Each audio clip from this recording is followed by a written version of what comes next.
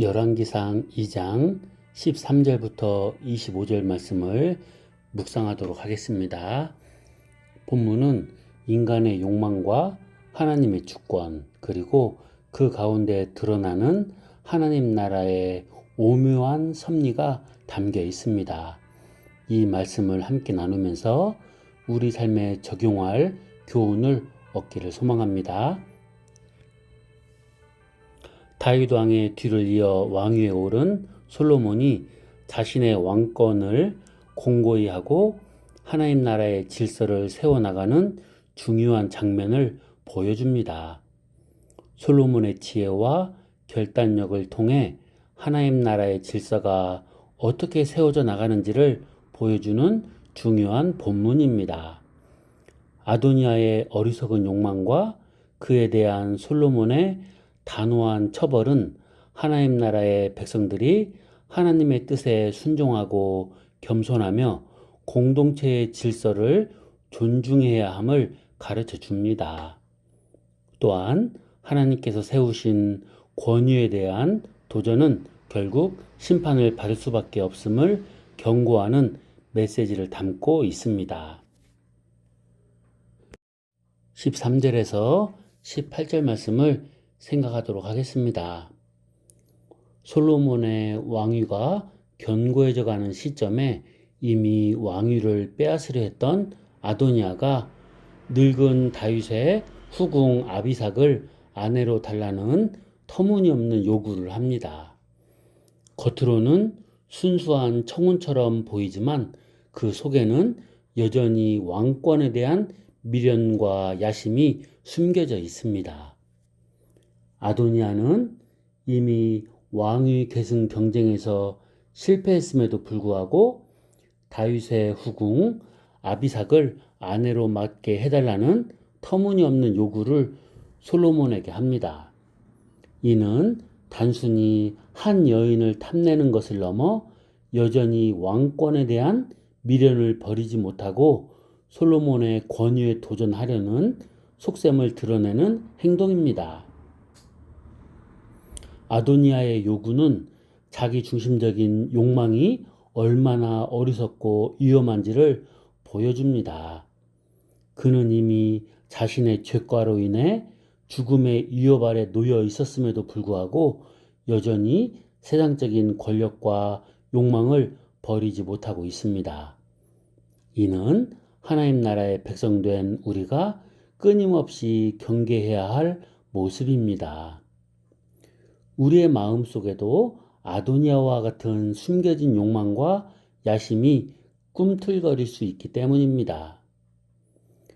우리의 마음속 깊은 곳에 숨겨진 자기 중심적인 욕망을 경계해야 함을 생각하게 됩니다. 아도니아처럼 헛된 욕망에 사로잡혀 하나님의 뜻을 거스르는 어리석은 자가 되지 않도록 늘 깨어 기도해야 하겠습니다.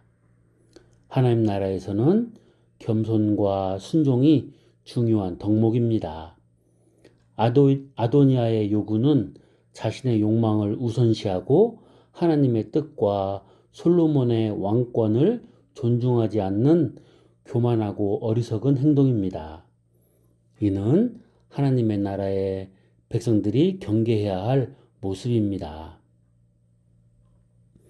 아비삭은 다윗 왕의 말년에 수종을 들었던 여인으로 왕권의 상징적인 존재로 여겨질 수 있었습니다.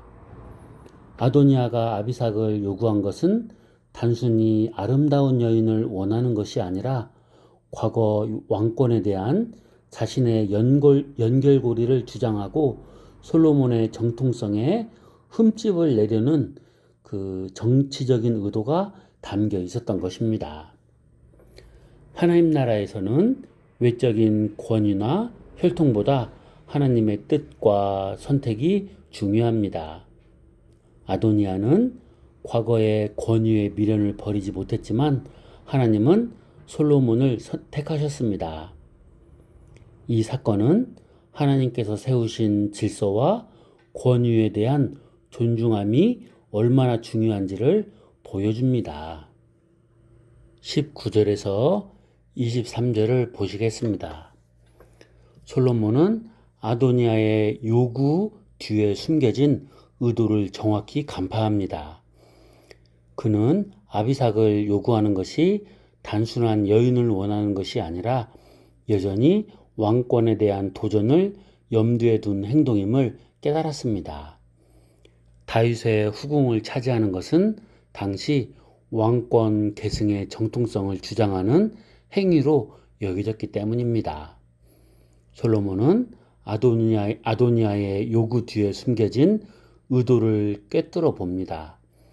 그는 아비삭을 요구하는 것이 곧 왕권을 탐내는 마음의 발로임을 간파하고 아도니아의 반역적인 의도를 단호하게 처단합니다. 솔로몬의 이러한 판단은 하나님께서 주신 지혜의 결과입니다.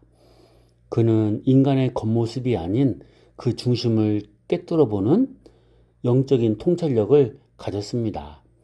이는 하나님 나라를 섬기는 지도자들이 갖춰야 할 중요한 덕목입니다.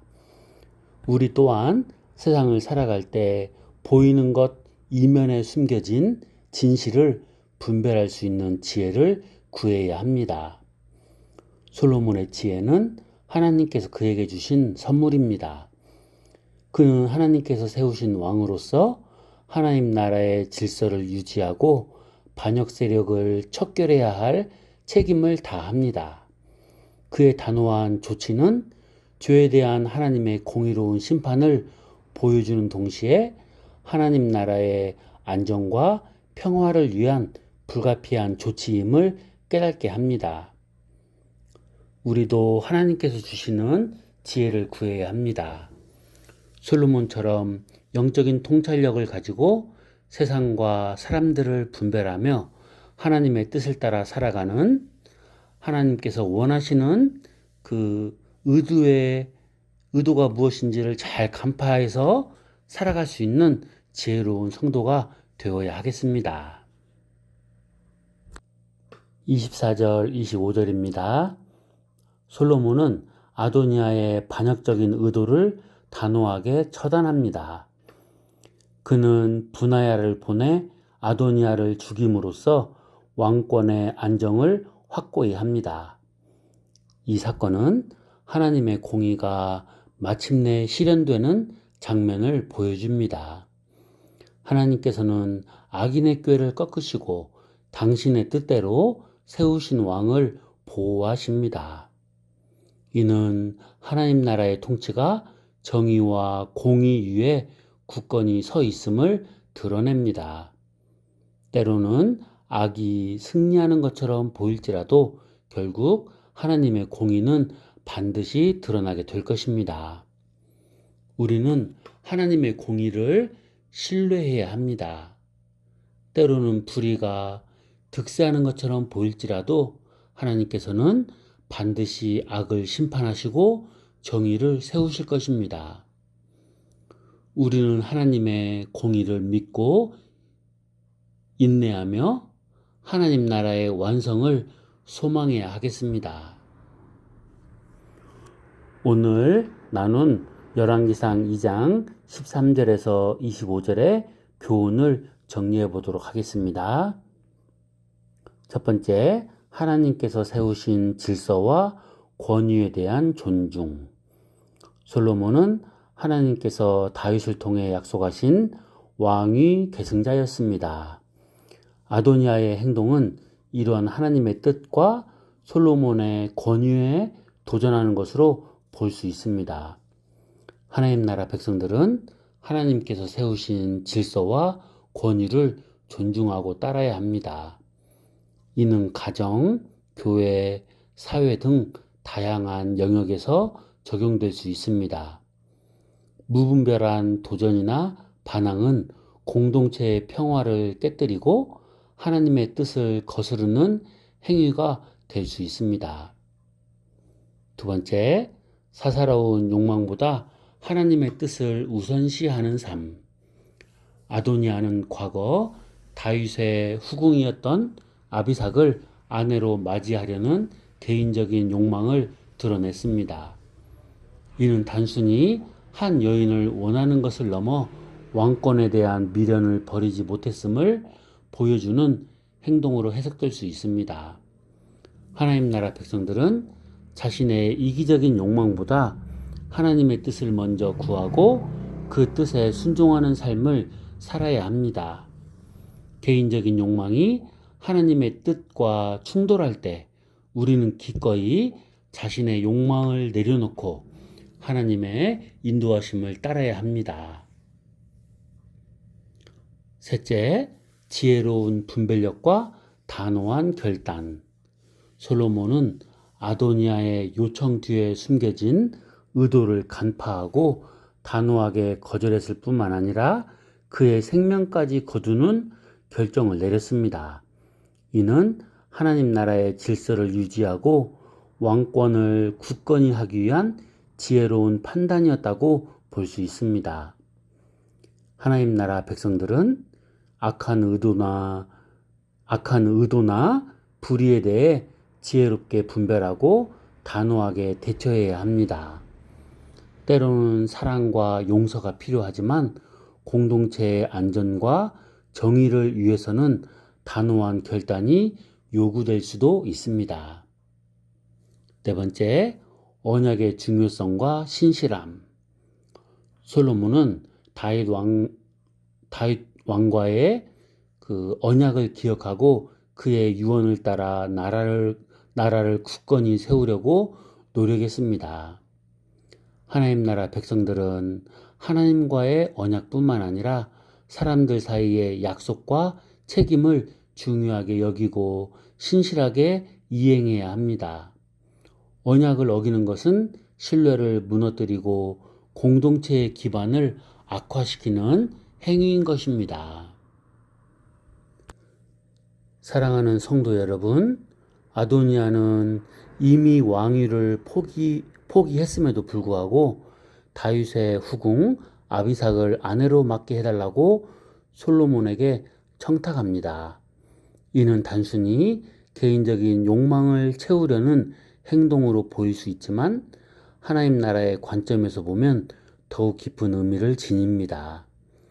아비삭은 다윗 왕의 권위를 의미하는 상징적인 인물이었습니다.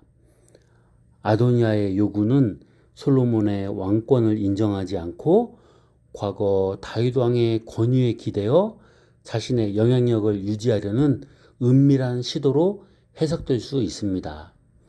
이는 하나님께서 세우신 새로운 질서, 즉 솔로몬의 왕권에 대한 도전이었던 것입니다. 반면 솔로몬의 반응은 하나님 나라의 통치 방식을 분명하게 보여줍니다. 그는 아도니아의 요구를 단호하게 거절하며 그의 숨겨진 의도를 꿰뚫어 봅니다.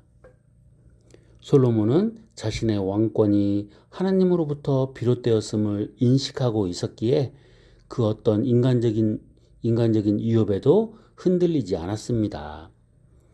그의 이러한 단호함은 하나님께서 세우신 질서를 보호하고 하나님 나라의 공의를 실현하려는 그 의지의 표현이었습니다. 여기서 우리는 하나님 나라의 중요한 원리 하나를 깨닫게 됩니다. 그것은 바로 하나님께서 세우신 질서를 존중하고 순종하는 것이 은혜를 받는 통로라는 사실입니다. 아도니아는 자신의 욕망을 앞세워 하나님의 질서를 거스르려 했기에 결국 비참한 최후를 맞이했습니다. 반면 솔로몬은 하나님께서 주신 왕권을 겸손히 받아들이고 그 권위에 합당한 행동을 했기에 하나님 나라를 굳건히 세워나갈 수 있었습니다. 우리 역시 하나님 나라 백성으로서 이 땅에 살아갈 때 하나님의 주권과 그분이 세우신 질서를 인정하고 순종해야 합니다. 가정에서는 남편과 아내, 부모와 자녀 간의 질서가 있으며 교회에서는 목사와 성도, 각 지체 간의 역할과 책임이 있습니다. 사회에서는 법과 규칙, 공동체의 약속들이 존재합니다. 이러한 질서들은 때로는 우리의 생각과 다를 수도 있고 불편하게 느껴질 수도 있습니다. 그러나 우리는 하나님의 지혜로우신 섭리를 믿고 그 질서 안에서 겸손히 순종할 때 하나님께서 예비하신 은혜를 경험하게 될 것입니다. 오늘 본문에서 우리가 또 하나 주목해야 할 점은 겸손히 구하는 자에게 베푸시는 하나님의 은혜입니다. 솔로몬은 아도니아를 처단한 후 하나님께 지혜를 구하는 겸손한 기도를 드렸습니다. 열왕기상 3장에 기록된 솔로몬의 기도는 하나님을 향한 그의 겸손한 마음과 하나님 나라를 위한 간절한 소망을 보여줍니다. 하나님께서는 이러한 솔로몬의 겸손한 간구에 응답하사 그에게 지혜와 부귀와 영광을 넘치도록 부어주셨습니다. 이처럼 하나님께서는 겸손한 마음으로 그분의 뜻을 구하는 자에게 놀라운 은혜를 베푸십니다. 우리의 삶 속에서 어려움에 직면했을 때 우리는 자신의 힘과 지혜를 의지하기보다 먼저 하나님께 겸손히 나아가 기도해야 합니다.